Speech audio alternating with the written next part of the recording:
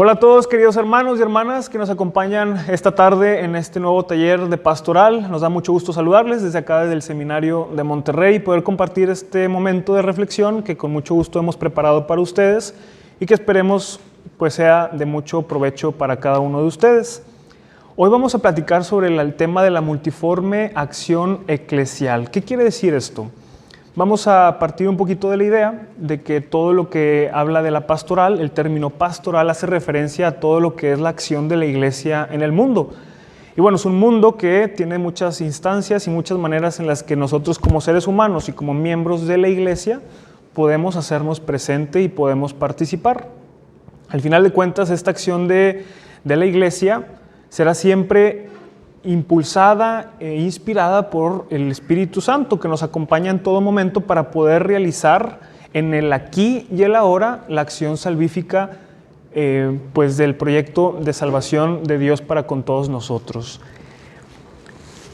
Bueno, la Iglesia habla sobre este tema de la multiforme acción eclesial partiendo de un esquema que la Iglesia en el tiempo ha ido desarrollando, en el cual nos presenta 4 formas fundamentales a través de las cuales precisamente se hace presente, acciona en el mundo. Y estas 4 formas son las de el anuncio, testimonio, la celebración, oración, el servicio, caridad y la comunión o comunidad. De esta manera, es a través de estas 4 formas que la pastoral precisamente puede hacerse o puede entenderse y vivirse como un anuncio, como una celebración, como servicio y finalmente como comunidad de amor que somos todos dentro de la iglesia. Pues bien, en un primer momento vamos a reflexionar y platicar un poquito sobre esa primera parte o esa primera forma de este esquema, que es el anuncio testimonio. Vayan por todo el mundo y hagan discípulos a todas las naciones, bautizándolas en el nombre del Padre, del Hijo y del Espíritu Santo. Nos dice el evangelista Mateo al final de su evangelio, y en esas palabras descubrimos este importante mandato que Jesús nos deja a todos nosotros como iglesia, de seguir haciendo vida, de seguir continuando su misión de predicar y de llevar el evangelio a todo el mundo, a todas las personas sin distinción alguna. Aquí encontramos nosotros como iglesia un fundamento muy importante que nos impulsa y nos motiva para seguir descubriendo y renovando este llamado a vivir y hacer vida la misión que tenemos juntos como iglesia, precisamente de obrar y de hacer la acción de la iglesia presente pues en todo el mundo, llevar la salvación a todos. En la iglesia somos la gran casa de la palabra. Sabemos que por el bautismo todos los que somos miembros de la iglesia estamos llamados a ser profetas. Somos constituidos y participamos de este triple oficio de Cristo, que es el de ser profetas, sacerdotes y reyes. Bueno, el profetismo se manifiesta de esta manera, anunciando, proclamando la buena nueva, proclamando el evangelio del que hemos estado platicando. Por eso es que la iglesia se concibe como la gran casa de la palabra, porque de ella depende y ella está invitada a hacer vida y llevar esa palabra a todos los rincones del mundo. Y esta gran casa de la palabra está sostenida sobre 4 pilares fundamentales que pues la sostienen como en una construcción. El pilar, la columna, es importante para que la casa o esa construcción no se venga abajo. Pues bien, aquí también en esta analogía de la casa de la palabra, la iglesia estará sobre estos 4 pilares que vamos a encontrar su raíz en los Hechos de los Apóstoles. En el capítulo 2, versículo 42, ahí se hace mención de ellos. Se habla que la primera comunidad cristiana se reunía con asiduidad a escuchar la enseñanza de los apóstoles, a compartir juntos como una comunidad, ese momento ser una comunidad, estar juntos en la comunión, en solidaridad, a vivir la fracción del pan y por supuesto a orar. La oración es muy importante también. Entonces, es la enseñanza de los apóstoles, la comunión, la fracción del pan y las oraciones. Pues la primera de ellos, la enseñanza de los apóstoles o esta predicación de la palabra de Dios, es el querigma, es ese primer anuncio que todos alguna vez hemos recibido y que ahora estamos llamados a compartir. De manera como más elaborada o pensada, la descubrimos en las catequesis o en las predicaciones, que son formas del anuncio, del querigma, que implican a lo mejor un poquito más de sentarse a pensar, a planear alguna metodología particular para que pueda efectuarse este anuncio. Y lo podemos encontrar pues mucha luz de ello precisamente pues en la persona de Jesús, que no hizo otra cosa más que en todos los caminos que recorría pues iba anunciando este mensaje de salvación, y que luego los apóstoles pues se encargaron también de imitar y seguir haciendo vida y compartiendo. La segunda columna será la de la fracción del pan, la tercera la de las oraciones y por último la cuarta, que es la de la koinonía o de la comunión fraterna, que pues tiene todo su fundamento o su base en el amor cristiano, que es el que mueve, el que lleva a precisamente poder hacer posible que se dé esta comunidad de amor, esta comunidad de hermanos en la fe. Ahora bien, son diferentes las maneras a través de las cuales podemos poner en práctica este anuncio, esta evangelización, este compartir la palabra con el hermano que está junto a nosotros.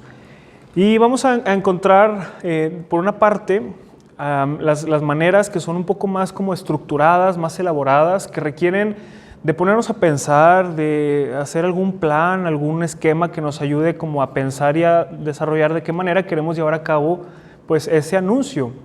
Y aquí podemos situar, por ejemplo, lo que es la predicación y la catequesis, que la catequesis la encontramos también de maneras muy diferentes. Pero estos modelos o estas formas de anunciar o de evangelizar, pues sí son un poco más estructuradas y elaboradas, más complejas.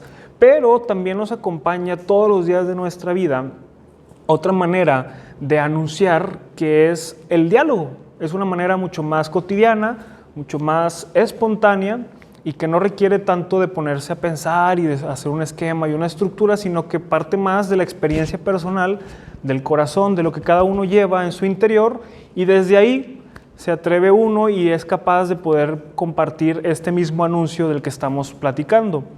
De hecho, nos recuerda Pablo VI, dice él, que el diálogo o la proclamación del Evangelio conserva toda su validez e importancia en esa transmisión que es de persona a persona. Y pensemos cómo, pues de hecho Jesús así lo hacía. Jesús, él se encontraba de frente con las personas que iba conociendo y con las que se topaba en el camino, y de esa manera, a través del diálogo, a través del compartir su palabra y de abrir su corazón, es que él les hacía este anuncio. Y podemos recordar a diferentes personajes, como lo son Nicodemo, Zaqueo, la samaritana, en fin, hay tantos personajes en el Evangelio con los cuales Jesús pone en práctica esta manera de anunciar el Evangelio, que es a través del diálogo. Y de hecho creo que esta es la manera en que nosotros mismos podemos pues practicar también el anuncio, la evangelización, y hacer vida esta parte tan nuestra de la misión de nuestra iglesia, del anuncio del Evangelio, pues de una manera mucho más cotidiana y sencilla, a través del diálogo, a través del ir al hermano, del compartir y de abrir nuestro corazón. Creo que esa es la manera más rápida, más sencilla y que menos a lo mejor nos cuesta en cuanto a, como decíamos, de planeación, pero que a veces más frutos puede tener en la persona con la que compartimos. Y ahora vamos a platicar de diferentes modelos, de seis modelos en concreto, que nos pueden acompañar a lo largo de nuestra vida y a través de los cuales pues podemos precisamente también seguir practicando esta acción de nuestra iglesia, del anuncio, de la proclamación del Evangelio. El primer modelo es el del testimonio personal, que es precisamente un poquito de lo que decíamos ahorita con lo del diálogo, porque implica pues nada más y nada menos que la experiencia personal de uno, el el ejemplo de uno, nuestras obras, nuestras acciones dicen mucho. En verdad sabemos perfectamente que las acciones dicen más que las palabras y es precisamente nuestro testimonio el que nos permitirá, pues, llevar este anuncio de una manera muy positiva con nuestros hermanos. El segundo modelo es el de la proclamación del Evangelio, que ya implica más la parte del lenguaje, la parte verbal, la parte escrita del lenguaje. Es el que pues practicamos más, por ejemplo, en la liturgia de la palabra. Cada vez que nos acercamos al banquete de la palabra, en la celebración de la Eucaristía, pues hay una persona, hay un ministro de la palabra, y hay el sacerdote que proclama la palabra desde el ambón y nosotros la escuchamos. Ahí se está ejerciendo esta segunda modalidad del anuncio. Luego está el tercer modelo, que es a través de las diferentes formas del culto cristiano, a través de la liturgia, a través de la celebración, porque es en estos actos que parten mucho de nuestra naturaleza humana, de nuestra religiosidad, de esa necesidad de poder manifestar y de poder expresar nuestra necesidad de acercarnos a Dios, que juntos también como comunidad podemos ir poniendo en práctica esto del anuncio. Y de hecho es a través de todas estas acciones cultuales que podemos también contagiar al hermano, a la persona que quizás no es tan allegada o que tal vez no ha recibido este primer anuncio en su vida. Después tenemos también el cuarto modelo, que es la comunidad, pues la experiencia de la comunidad, el vivir juntos, el compartir la vida. Está muy relacionado, creo yo, con el primer modelo, que es del testimonio, porque juntos en la comunidad eclesial pues vamos descubriendo pues precisamente de manera ya muy concreta cómo se va haciendo vida pues el Evangelio, ¿no? La palabra, el anuncio. Es a través de las relaciones que podemos darle práctica a este cuarto modelo. Después tenemos el quinto modelo, que es ya uno que es un poco más complejo, se le llama el modelo de la inculturación. La inculturación habla o trata nada más y nada menos que el encarnar el Evangelio en las diferentes culturas, en las diferentes maneras de vivir, en las diferentes costumbres que encontramos pues en todo el mundo. Yo creo que este modo del anuncio, la inculturación, lo practican mucho nuestros hermanos los misioneros, que van de pronto a lugares en donde se tienen costumbres o modos de vida muy distintos, idiomas diferentes, y es ahí en donde de pronto hay que buscar cómo se presente ese mismo evangelio sin modificarlo, pero aterrizado a ese lenguaje, a esas costumbres, a esa cultura concreta con la cual se está enfrentando uno. Pero creo que también es algo que podemos también poner en práctica muchas veces aquí mismo en nuestra sociedad, con grupos de personas que a veces no piensan como nosotros, que a veces practican otro tipo de estilos de vida, pero también a ellos hay que anunciarles, también hay que llevarles este mismo evangelio y pensar de qué manera podemos inculturarlo, podemos hacerlo presente en esas formas de ellos, de vivir, de pensar, pues de relacionarse, ¿no? Y finalmente tenemos el último modelo, que es el de la caridad, las diferentes formas en que la caridad se hace presente y se manifiesta en nuestra iglesia. Pues bien sabemos que la iglesia a lo largo de toda su historia tiene una trayectoria pues larguísima de manifestar la caridad, el amor por el hermano, sobre todo muchas veces con las personas más vulnerables, las que menos oportunidad han tenido a lo mejor de recibir el evangelio, de probarlo y de conocerlo, pues en ellos la iglesia se ha manifestado de manera pues muy particular. Bueno, estos son seis modelos que nos hablan precisamente de este anuncio que en la acción de nuestra iglesia pues vamos desarrollando con el pasar de los años y del tiempo, y que yo creo que a nosotros hoy nos pueden servir mucho pues para pensar cómo en nuestra vida cotidiana algunos de ellos a lo mejor los ejercemos con mayor asiduidad, más a veces hasta inconscientemente, y a lo mejor hay otros que quizás no, pero que podemos también poner en práctica, porque al final estamos llamados a hacerlo. Y bueno, pues estos modelos, esto del anuncio pues de hacer vida el Evangelio, pues al final nos convierte a todos como ministros de la palabra que estamos, es algo que está ahí, como decíamos hace un momento también, en nuestra constitución en el momento en que somos bautizados. Al ser constituidos como profetas, pues es que nosotros estamos llamados durante toda nuestra vida, ejercer el ser profetas, el anuncio, el llevar a todos este mensaje de salvación que Jesucristo nos ha traído a todos ya en un momento y que pues, los apóstoles se encargaron de compartirnos a nosotros.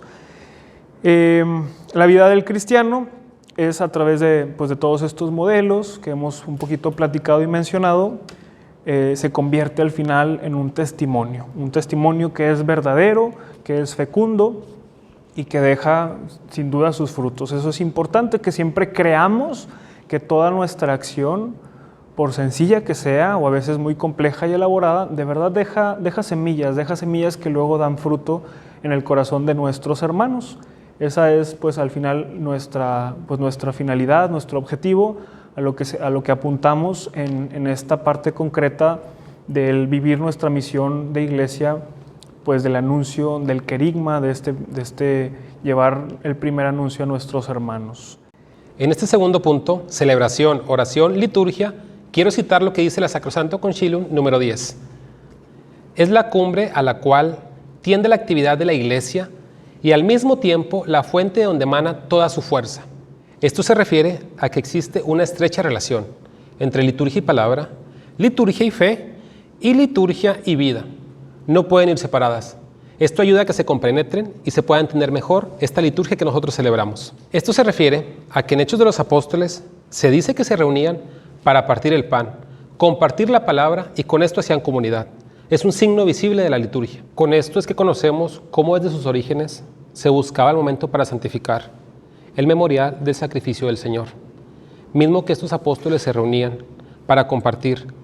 Con esto vemos que la celebración es una memorial del sacrificio, mismo que está escrito en Hechos de los Apóstoles. Vemos en el capítulo 20 que dice cómo es que estaban reunidos, compartían el pan y lo ponían también al servicio de los demás. Este servicio que viene con la liturgia no pueden ir separados. Desde este modo podemos darnos cuenta cómo el resucitado tiene un triple don. Desde la palabra, que es la enseñanza, el sacramento, que es algo visible, y el servicio, que es para los demás. Poner el ejemplo a los que nos rodean. Tenemos que ser ese ejemplo de oración, ese ejemplo de celebración y ese ejemplo de ese sacrificio que se da para con los demás. Como ya les decía, la liturgia es lo que se manifiesta y se presenta. Es una morada de Dios con el Espíritu. Eso no lo manifiesta la Sacrosanto Concilium en el número 6. ¿Qué quiere decir esto? Que nosotros tenemos que ser ejemplo para los demás. Ese Espíritu que se manifiesta por medio de Dios no pueden ir separados. Por último, les quiero dejar algo para compartir. ¿Cuántas veces hemos ayudado a que otros tengan el encuentro con Dios? Que sea ese signo visible por medio de nosotros en la celebración. ¿Cuántas veces hemos ayudado a que más gente se acerque a la oración? ¿Cuántas veces hemos ayudado a que esa celebración que estamos nosotros prestando el servicio ha sido para que otros tengan el encuentro con Dios? Continuando con nuestra formación, entramos al tercer punto, que es acerca de la diaconía. Quiero compartirte un poco acerca de lo que significa en cuanto a su origen. Vamos a unir un poco esta parte de la diaconía con la caridad. Vamos a hablar un poquito cómo tenemos que ser tú y yo, que somos agentes de pastoral, que estamos llamados a esta diaconía en el sentido de servicio. Y vamos a finalizar teniendo muy en cuenta cómo es que ambos conceptos, es decir, diaconía y servicio, nos ayudan para anunciar el reino de los cielos. Comenzando con esto, reflejamos que la diaconía es la referencia hacia el servicio. Sabemos que en nuestra iglesia hay algunos hombres que participan del orden de los diáconos.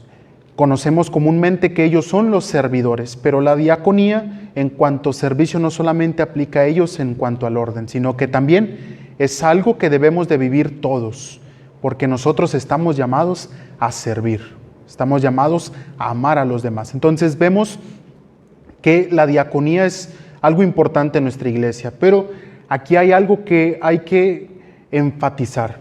la diaconía, el servicio, cuando hablemos de diaconía, en este punto me refiero a servicio, es muy diferente a la esclavitud. Ustedes pueden decir, ¿cuál es la diferencia si en ambas partes estás ejerciendo una actitud, una acción hacia alguien? Bueno, la esclavitud es algo que nosotros hacemos sin libertad. En cambio, la diaconía es algo que se hace desde la libertad que nos ha dado Dios nuestro Señor. Vamos a profundizar un poquito más en el próximo bloque, que es el cuarto, acerca de la dignidad del hombre y cómo es que dentro de esa dignidad que nosotros tenemos podemos ejercer nuestra libertad. La diaconía es eso, un servicio lleno de libertad. Por eso es importante conocer esta parte de que no es esclavitud, sino es un ejercicio libre, servir a los demás. Un ejemplo que podemos poner de esto lo encontramos en el Éxodo. Recordamos que el pueblo hebreo, estas tribus se encontraban esclavizadas en Egipto. El faraón lleva todo un yugo hacia ellos. Cuando Dios los libera, cuando Dios los saca de Egipto, pasan ellos de la esclavitud a la libertad. Pero este paso se da gracias a que Dios ha hecho una alianza con ellos. Entonces vemos que dentro de nuestro servicio es cierto que nosotros lo hacemos y lo hacemos con plena libertad, pero no lo podemos hacer si no tenemos esa unión con Dios, si no tenemos eso que nos lleva hacia Dios, si no tenemos esa parte de la promesa, si no tenemos esa alianza con Dios nuestro Señor. Por eso, la diaconía es algo muy importante en nuestra iglesia, porque no solamente significa servir con libertad, sino que significa que los diáconos y aquellos que servimos somos personas que nos encontramos unidos a Dios. Por eso, en la iglesia primitiva, sobre todo en la comunidad juánica, lo vemos representado en las cartas, en el Apocalipsis y en el Evangelio, vemos que esta comunidad tiene muy fuerte la cuestión del servicio. De hecho, para esta comunidad el servicio a los hermanos, la escritura y la Eucaristía tienen un margen similar. Es decir, no puedes vivir sin la palabra de Dios, sin el pan que nos da la vida y sin el servicio a los hermanos. Nosotros, ¿qué tanto disfrutamos de la palabra de Dios? ¿La leemos? ¿Qué tanto disfrutamos de la Eucaristía? ¿Recibimos a Jesús y realmente tenemos una comunión? Y sobre todo, eso que leemos, eso que tenemos en nuestro cuerpo, la comunión, lo llevamos a los demás. Es decir, servimos a los demás. Reflexionemos en un momento, preguntémonos si realmente leemos, nos unimos y servimos a nuestros hermanos. Porque a final de cuentas, el diácono, la diaconía, el servicio, es algo primordial en esta comunidad y es algo que nosotros debemos de vivir, es algo que debemos de hacer. Entonces, vemos que el servicio y el amor es algo que está íntimamente unido, porque amar a Dios y amar al otro no es nada si no servimos a Dios y servimos al otro. De hecho, el amor y el servicio son dos cosas que están íntimamente unidas. Por eso la diaconía no se entiende si no se hace con amor. Y el amor no se entiende si no se sirve a los demás.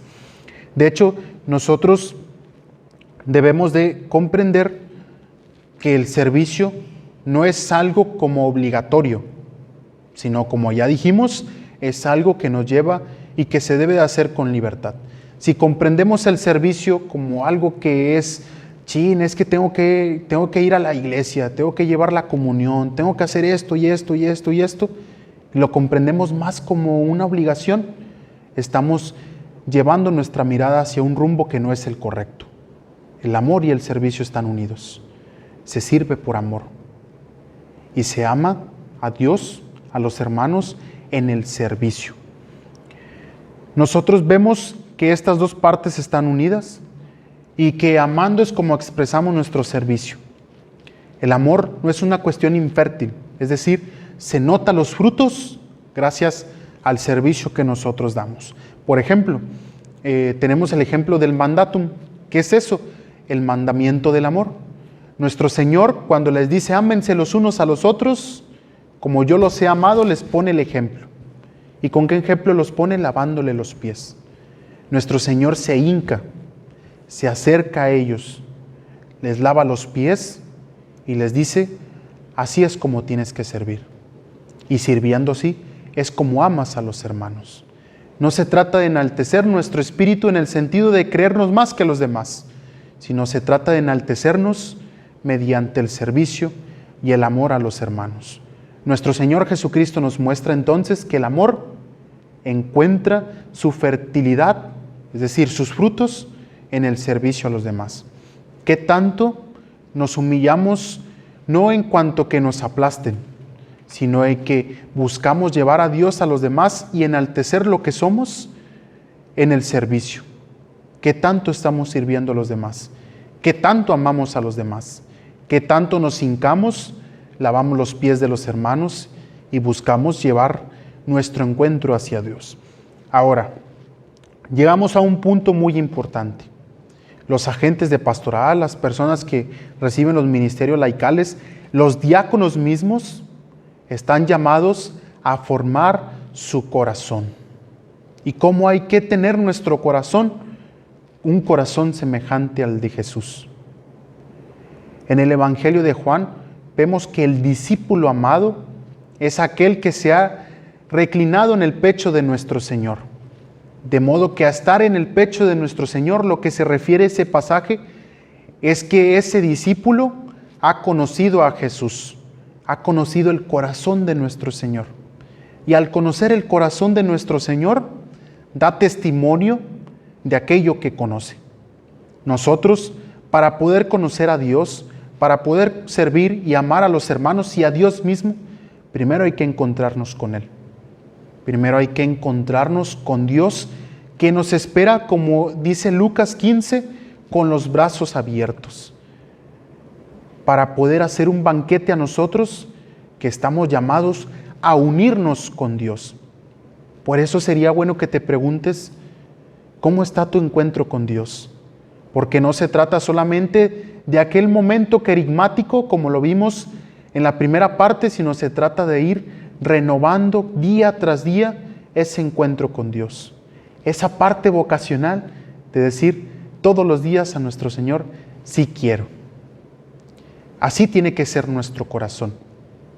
Así tiene que ser nosotros, reclinarnos en el corazón de nuestro Señor, conocer su corazón, conocer sus misterios, y solamente lo vamos a conocer si nosotros nos encontramos con Él. Y este encuentro es lo que nos va a llevar a poder tener un corazón semejante al de Jesús. ¿Y cuál es la intención de formar nuestro corazón? ¿Cuál es la intención de poder tener un corazón semejante al de Jesús? Muy fácil, lo que mencionábamos hace rato, que podamos amar como consecuencia, no como obligación. Que podamos servir a los hermanos como consecuencia, no como obligación. ¿A qué me refiero? Que tú puedas amar porque tu encuentro con Dios te lleve a servir a los hermanos. No porque tengas que hacerlo, sino porque tu mirada misericordiosa está llena del amor de Dios.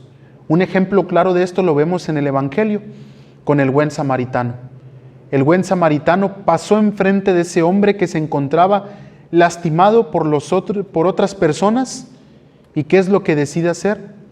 Amarlo, servirlo, no como obligación. Él pudo haber pasado de largo como aquellas personas que pasaron antes. Pero ¿qué es lo que hace? Decide amar, decide servir. ¿Qué tanto amas tú a los hermanos? ¿Qué tanto sirves a los demás? ¿Qué tanto buscas encontrarte con Dios día tras día para que puedas amar como este samaritano? No por obligación, sino como consecuencia de ese encuentro que has tenido con Dios nuestro Señor.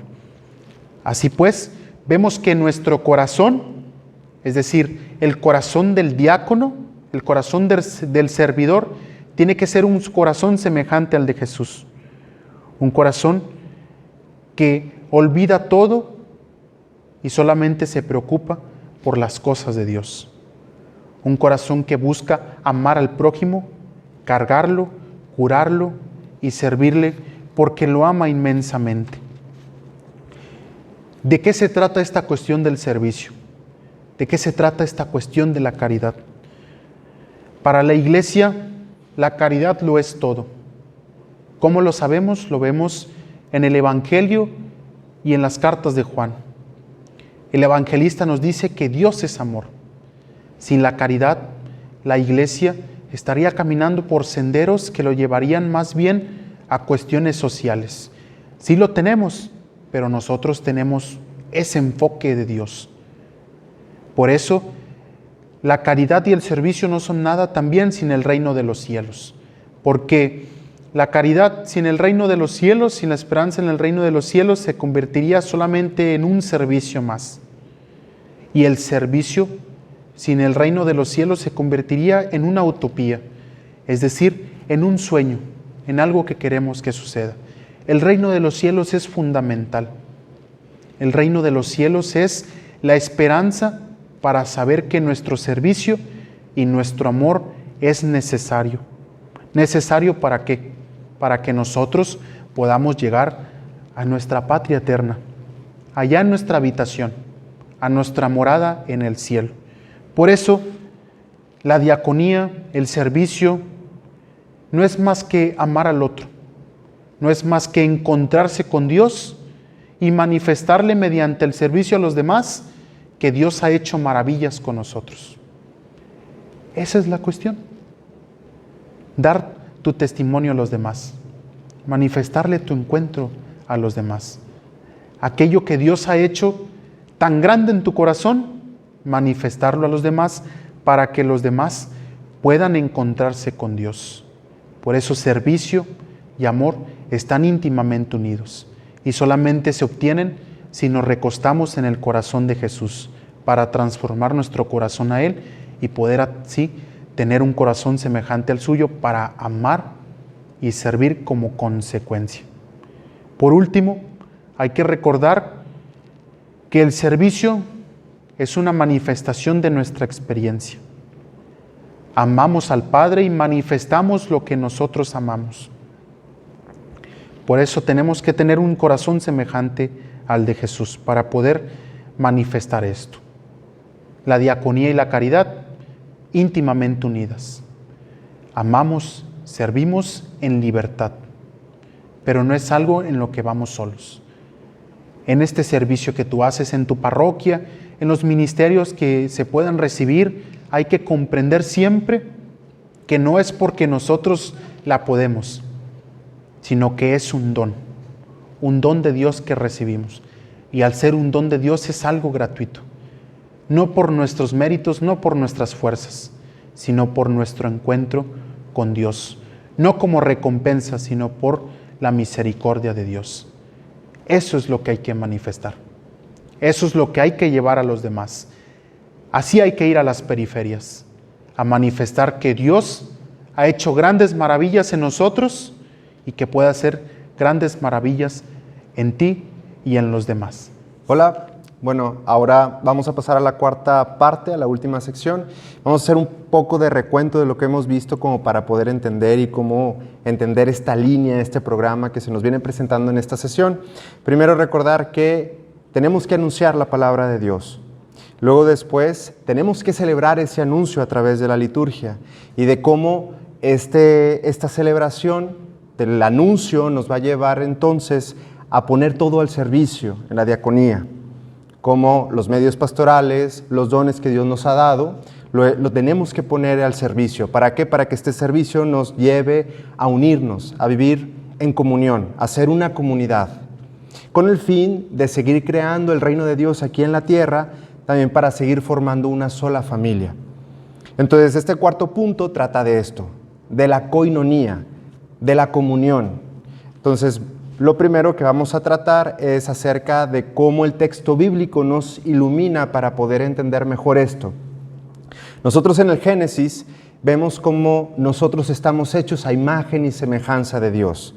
Y la primera característica de Dios es que Dios es Trinidad.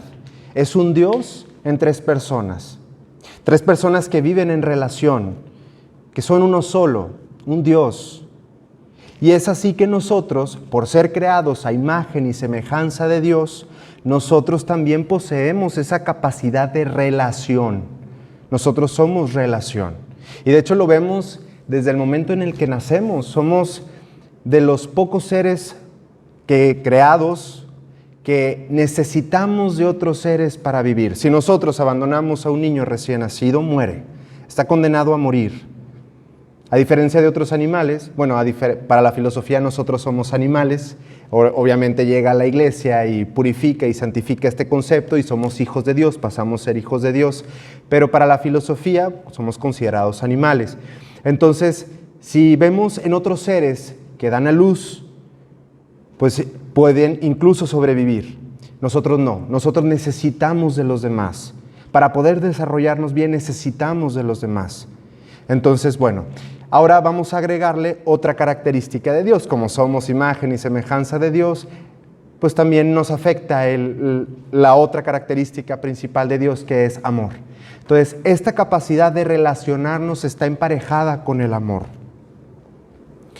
Sin embargo, hay otra cosa que tenemos que tener en cuenta, que debido al pecado de nuestros primeros padres, al pecado original, nuestra persona quedó dañada, nuestra naturaleza quedó fraccionada, quedó debilitada. Y eso significa todas las dimensiones de la persona, ¿sí? Tanto lo físico como lo psicológico como lo espiritual. Es decir, que también esta capacidad de relacionarnos, que está muy emparentada con el amor, también ha sido fraccionada, ha sido debilitada, ha sido herida. Entonces nosotros, partiendo de esto, pues nosotros podemos pensar de que, oye, pues entonces pues estamos destinados al fracaso, o tal vez a odiarnos, o tal vez pues a estar separados. Pero resulta que cuando vino Cristo, vino a redimirnos, se encarnó, padeció, murió y resucitó. Al redimirnos no solo redime la parte espiritual, sino que redime también nuestro ser físico, nuestro ser psicológico y nuestro ser espiritual. Y con ello también está el que queda purificado y sanada también nuestra capacidad de relacionarnos con los demás. Ahora, esta capacidad del amor de Dios que también hemos recibido, tiene que reflejar esa comunión que también tiene Dios con Él mismo. O sea, nosotros tenemos que reflejar ese amor trinitario, reflejarlo para que los demás también formen parte de la misma familia de Cristo. Es por eso que también toda nuestra comunidad eclesial tiene que girar en torno a esto. O sea, todos nuestros grupos parroquiales, todos los ministerios, todos los dones, todos los carismas tienen que girar en torno a una relación fundamentada en el amor que viene de la Trinidad. Quiero poner una imagen, o bueno, al menos dos imágenes. Es como poner, o al menos ver, una orquesta sinfónica, o bueno, para los que son más de mis tierras de Pueblo Nuevo, como una banda. Sí, que a pesar de que en la banda o en la orquesta sinfónica hay diferentes voces o diferentes instrumentos, todos al tocar en una misma sintonía o en una misma armonía se llega a crear una melodía bella o entendible, o una canción con ganas, ¿verdad? Si es una banda. Pero todo tiene que estar en sintonía y en armonía. Si nosotros, una de las cosas que quiero que reflexionemos es primero cómo vive nuestra comunidad esa comunión, cómo si esta práctica que tenemos en la comunidad está reflejando esa comunión, si es como aquella orquesta sinfónica donde todos estamos en sintonía y en armonía para crear una bella melodía, o si cada quien está tirando pa'l monte, cada quien haciendo lo que quiere y no se está desarrollando una buena melodía. Vamos a, en un primer momento, reflexionar en una primera pregunta de cómo nosotros, o al menos nuestra comunidad, está viviendo esa comunión. Después pasar a cómo nosotros estamos aportando, cómo lo vive la comunidad. Y luego cómo nosotros aportamos. Tal vez podrá vivir la comunidad esa comunión, pero igual es a expensas de nosotros. Lo ideal es que sea también con nuestro apoyo y nuestra colaboración. Entonces ver cómo nosotros estamos apoyando a esa comunión.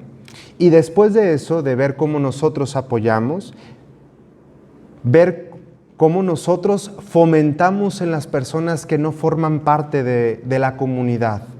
Cómo nosotros fomentamos a los que son alejados, marginados, rechazados, o los que no van a la iglesia, cómo nosotros apoyamos para que vengan y se incluyan a la familia de Dios. Porque al final eso es lo que Dios quiere. Quiere que seamos una sola familia, que nos salvemos formando el cuerpo místico de Cristo. Y eso es lo que nosotros tenemos también que participar. Es un mandato, es parte de nuestra naturaleza de ser iglesia. Salir a evangelizar teniendo la intención de incluirlos en esa familia de Dios. Muy bien, es todo por hoy. Es todo nuestra sesión. Como quiera, ahí les vamos a pasar de manera digital las preguntas para que ustedes se junten por grupos y puedan relacionar estas preguntas en pequeños grupos. Muchas gracias y que Dios los bendiga.